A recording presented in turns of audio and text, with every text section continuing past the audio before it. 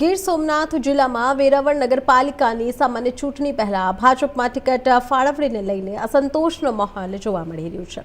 ઉમેદવારી નોંધાવ્યા બાદ પણ વોર્ડ નંબર 9માં ભાજપ વિરોધનો વંટોળ ચરમસીમાએ પહોંચ્યો છે। પૂર્વ નગરસેવક હંસાબેન બાબારીની ટિકિટ કાપીને અન્ય ઉમેદવારોને આપવામાં આવતા સ્થાનિકોમાં ભારે આક્રોશ ફાટી નીકળ્યો।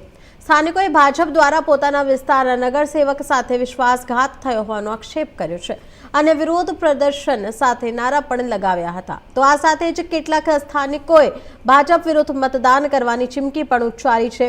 વોર્ડ નંબર 9માં ઊભા થયેલા વિરોધને કારણે ચૂંટણી પહેલા જ રાજકીય માહોલ ગરમાયો છે।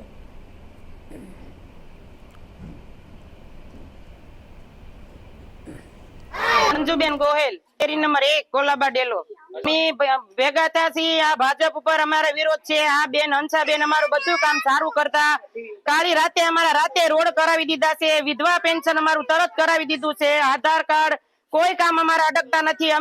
અમારે હંસાબેન જ જોઈએ છીએ। અમારા બધા કામ એને રાતે ઉભા રહીને સાથે કરાવ્યા છે। પણ ગમે ત્યારે અમે ભાજપ વિરુદ્ધ છીએ। અમે એમને કોઈ મત માંગવા અહીંયા અમારા કોલાબા ડેલામાં આવવું નહીં કોઈને। અમે કોઈને મત વોટ કરશું નહીં।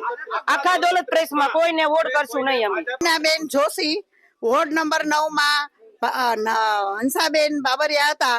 અમારે અડધી રાત્રે હાજે માંદે નગરપાલિકાનું કામ તો કરતા ઉપરાંત ઈ લોકો હાજે માંદે ગમે ત્યારે ઈ અમારી બાજુમાં ઉભા રહેતા। એવા સારા માણસો સેવાભાવી માણસોને આપી જ જોઈએ ટિકિટ। એના બદલાના કોઈ દિવસ કોઈને કઈ વસ્તુની ખબર જ નથી, જેને રાજકારણ શું છે એનું ગતાગમ નથી, એવા માણસોને ટિકિટ આપી દીધી તો એ પ્રજાનું શું સારું કરશે। અમે નિર્ણય એક જ કર્યો છે કે હંસાબેનને અમારા એરિયામાંથી એને આપી નથી ટિકિટ, એટલે અમે બહિષ્કાર કરીએ છીએ। ભાજપ માટે અમને અસંતોષ છે। મારું નામ જયેશ દવે છે।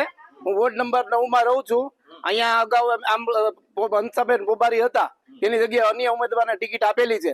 ખરેખર જે કામ કરતા હતા એને ભાજપે ટિકિટ આપેલી જ નથી, એને આપવી જોઈએ। એટલે અમે હવે આ વોર્ડ નંબર 9ના તમામ કાર્યકરો તથા કર્મચારીઓ નક્કી કરેલું છે કે ભાજપ